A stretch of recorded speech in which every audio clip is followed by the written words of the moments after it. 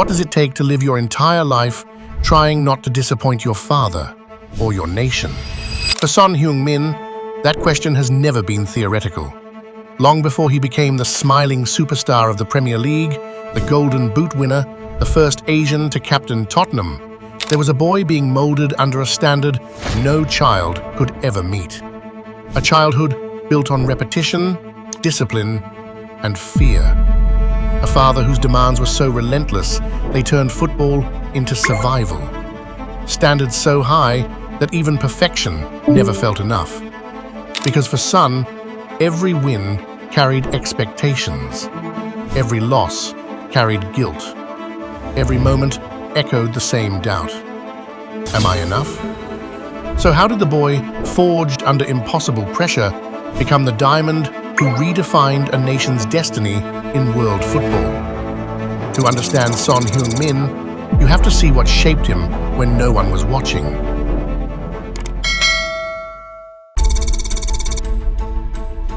Before the world saw the goals, the pace, the joy, there was Son Woon-jung, a father with a vision so extreme it would define every second of his son's life. He wasn't just a parent, he was an architect, a former professional whose own career ended early and who refused to let his son face the same fate. So he built his own blueprint for greatness, one grounded in obsession. He believed a player had to hone their skills through brutal, unforgiving repetition. Not matches, not goals, just the basics, drilled until they became instinct. The philosophy echoed Bruce Lee's famous line, "I fear not the man who has practiced 10,000 kicks once, but the man who has practiced one kick 10,000 times." For Son, that wasn't a metaphor, it was childhood. That meant waking up before sunrise, running until his lungs burned, repeating simple touches until his legs shook, 3, 4, 5 hours a day, on the same movements, in the same empty fields. Mistakes weren't corrected, they were punished. A miscontrolled touch could restart the session. Son later admitted his father's training was frightening. What he didn't say, what he didn't need to say, was that he grew up terrified of letting him down. Because in that household, football wasn't a game. It wasn't even a dream. It was survival. And long before he ever stepped onto European soil, he had already lived through a childhood most players would never endure. For most kids, football is freedom, a chance to play, to laugh, to feel alive. For Son Heung-min, it was a schedule. While other children spent afternoons with friends, Son spent his time in silence, repeating the same drills until sunset. Friends from school recalled the same thing. His father's rules were simple and unforgiving. No girlfriends, no games, no nights out. By the time he hit his teens, Son understood something most kids never should. Football wasn't just his dream, it was his duty. This shaped everything about him. His perfectionism, his fear of making mistakes, his obsessive work ethic, his habit of breaking down after defeats, and the guilt, the crushing guilt, every time he felt he'd let someone down. Because when you grow up being told that anything short of perfection isn't enough, every failure feels like the end of the world.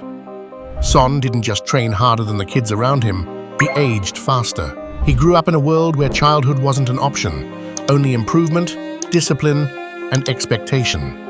And the mindset his father forged in him, the one built on fear of mistakes, would follow him long after he left South Korea, all the way to Europe.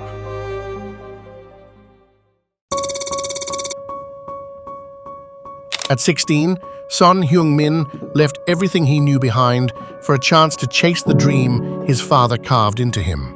To the outside world, it looked like freedom, a fresh start, a path to becoming his own man. But for Son, Europe wasn't an escape. It was a new kind of pressure. Hamburg's academy was ruthless.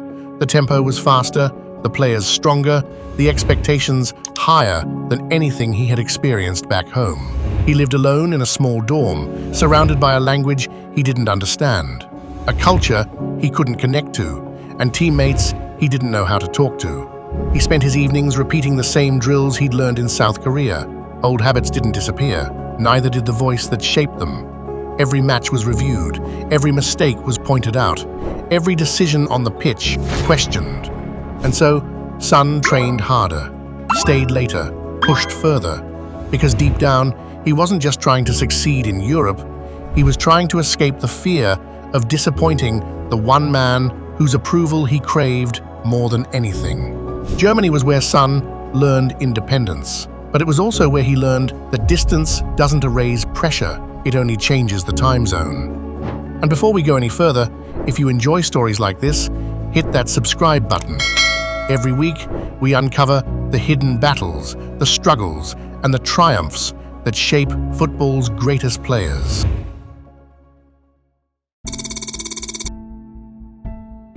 By the time Son became a regular in Europe, he wasn't just a footballer, he had become the face of South Korean football. And with that came a weight few players on earth will ever experience. In South Korea, perfection is the bare minimum. Every missed chance, every defeat, every emotional moment on the pitch was magnified by millions back home. For most players, losing a match means disappointment. For Son, it meant apologizing to an entire nation. Every single time. One poor performance can dominate headlines. One mistake can spark debates about loyalty, mentality, even patriotism. A single expression after a match can turn into a nationwide discussion, and hanging over everything was the shadow of the man who came before him, Park Ji-sung, a national icon, a Premier League pioneer, the benchmark every Korean footballer is measured against. Son grew up idolizing him, and deep down, he wanted more than to match him. He wanted to surpass him, to become the new symbol of Korean football. But the higher he climbed, the harsher the spotlight became. He wasn't just representing Tottenham, he was carrying the hopes of a country that demands excellence from its stars. And with each performance came the same reminder: don't embarrass the nation. It's a pressure you can't escape. And then there was the shadow that threatened everything: mandatory military service. 21 months that could have taken away the prime of his career. It turned every tournament into a crossroads, every match into a lifeline. And then came the 2018 World Cup. South Korea fought, they battled, but the results weren't enough. Son scored a stunning goal against Germany, a goal that shook the world. But when the final whistle blew, the headline wasn't triumph, it was heartbreak. As the cameras rolled, Son's face collapsed. Tears streamed down his cheeks as he apologized again. Not for effort, not for attitude, but for failing to deliver a miracle to 50 million people waiting back home. That moment said everything. In Europe, he was a star. In South Korea, he was a symbol. And symbols aren't allowed to fail. The truth is simple. Son Heung-min wasn't playing to win. He was playing not to disappoint the nation he carried on his shoulders.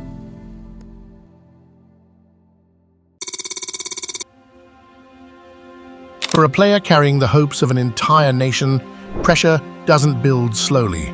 It strikes all at once.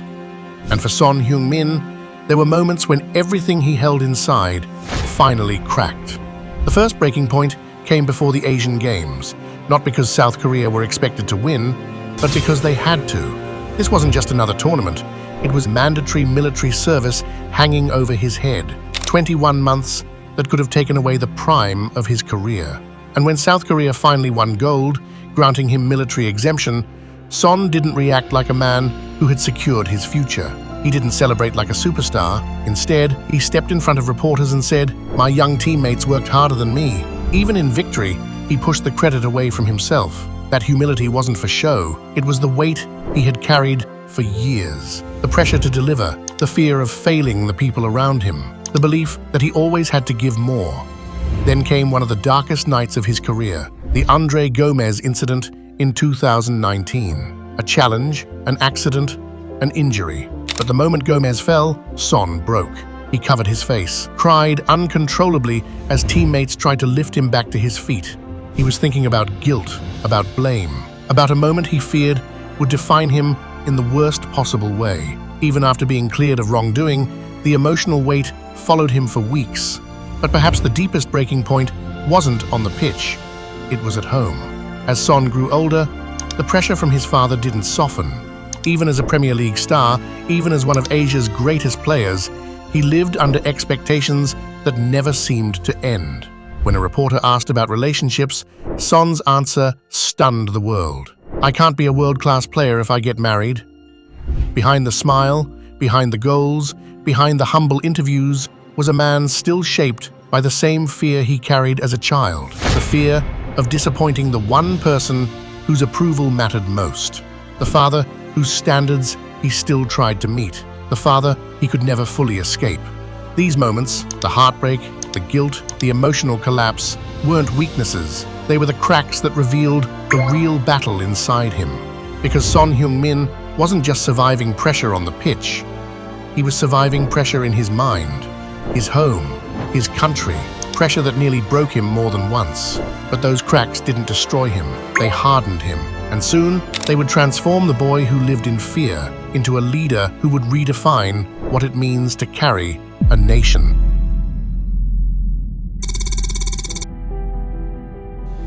Pressure forged Son Heung-min, but it didn't define him.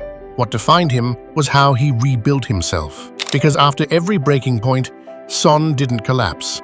He adapted, he matured, he transformed the fear that once controlled him into the fire that would carry him to the top of world football. In England, he became more than just a winger. He became Tottenham Hotspur's heartbeat, the player who never stops running, never stops pressing, never stops fighting. The smile that once hid his pain became the symbol of resilience, a reminder that even under impossible expectations, he still found joy in the game that once felt like survival. And slowly, the world began to notice. He won the Premier League Golden Boot, becoming the first Asian player in history to do so without scoring a single penalty. He was named Tottenham captain. Then came the crowning achievement, the Europa League trophy, a long-sought milestone in his career, a tangible proof that his journey of rebuilding had reached the next level. But what truly defined his transformation wasn't the goals or the trophies. It was the way he led, through humility, through empathy, through a work ethic that never faded, even after he became a global superstar. Son was never the loudest voice in the room, but when he spoke, teammates listened. When he moved, they followed. When he wore the armband, it felt natural. His father's influence never disappeared. The discipline remained, the routines remained, the expectations remained. But somewhere along the journey, the purpose changed. He no longer trained out of fear, he trained out of pride. Pride in the player he'd become, pride in the nation he represented, pride in proving to himself, not anyone else, that he was enough. Because the boy who once carried the weight of a country had become the man strong enough to lift it and hold up a silver trophy above his head, proof that the struggle was worth it. If you enjoyed this deep dive into Son Heung-min's story, check out the other documentaries on my channel. New videos every week exploring the rise and fall of football's biggest clubs and players. Don't forget to like this video, subscribe for more, and if you'd like to support the channel even further, consider becoming a member. Every bit of support helps keep these stories alive.